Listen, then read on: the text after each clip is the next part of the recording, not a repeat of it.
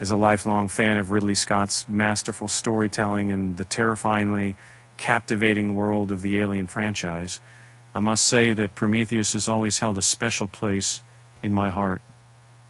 While some might argue about its flaws, I find myself drawn to its grandeur and the sheer audacity of exploring the origins of the xenomorphs. For over a decade, the movie Prometheus has been one of the lesser-known yet exceptional additions to the Alien franchise. It's refreshing to see it finally receiving the recognition and it deserves. When Prometheus was released in 2012, it was one of the most eagerly awaited films that year.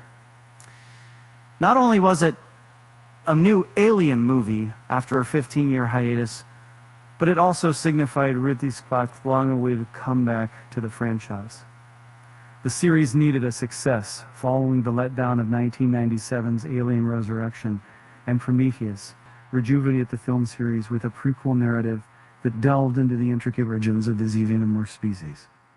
Initially, the movie Prometheus was a hit at the box office, but it didn't receive unanimous praise from both viewers and reviewers. On Rotten Tomatoes, it holds a 73% of critics score and a 68% audience score, which suggests a divided opinion rather than the almost perfect ratings of 90% or more for Alien and Aliens. Over time, Prometheus has been considered one of the most underrated films in Alien series. However, recent references in Alien Romulus have helped elevate the status of Prometheus, and I'm delighted to see it finally receiving the recognition it deserves. Upon its debut, the film Prometheus sparked mixed reactions among viewers. A common criticism, which I partly concur with, is that the foundation of the story is inherently problematic. Originally, the xenomorph served as an enigmatic extraterrestrial killing machine, lurking in the farthest reaches of space. However, revealing their origin robbed these legendary creatures of their mysterious allure.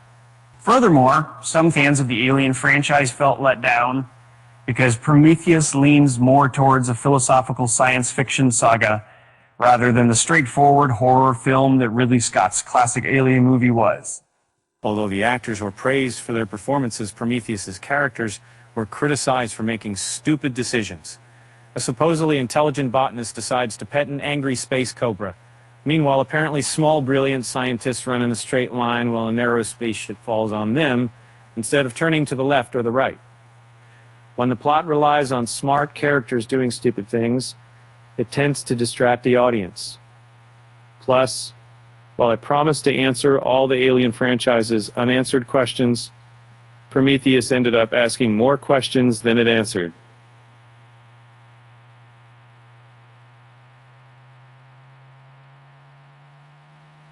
And although there are valid points in the criticism of Prometheus, it's far from being a poor film overall. Whether or not the xenomorph required an origin story, its enjoyment was to witness a grand-scale sci-fi production under Scott's direction. He is undeniably one of the genre's greats, and in Prometheus, he manages to transport viewers to a truly alien landscape with breathtaking visuals. Michael Fassbender delivers a spellbinding portrayal as the android David, while Noomi Rapace convincingly fills the shoes of Ellen Ripley as the lone survivor, Elizabeth Shaw. Its president may be directed by 2021 in that room after being imagination. Johnson family told us, as you know, that the president saw the oldest man setter.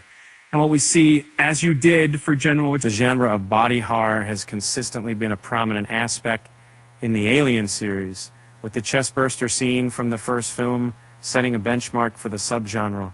Remarkably, Prometheus, one of the franchise's installments, features a particularly unsettling body horror sequence.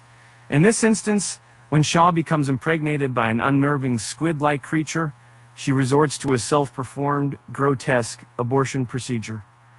Ridley Scott expertly manipulates tension and gore in this scene, making it just as frightening as the original chestburster sequence.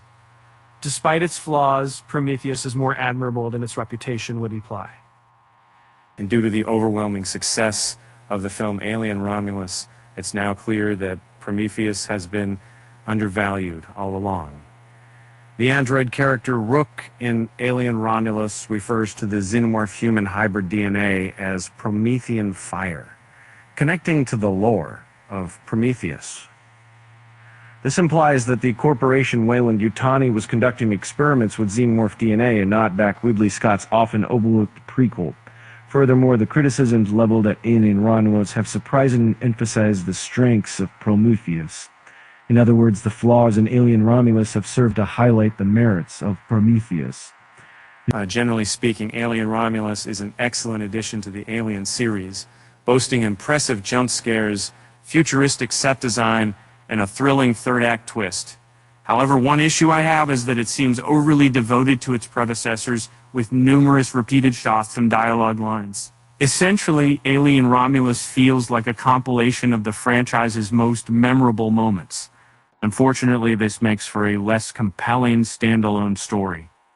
Nevertheless, these nods and references have been beneficial in enhancing my enjoyment of Prometheus.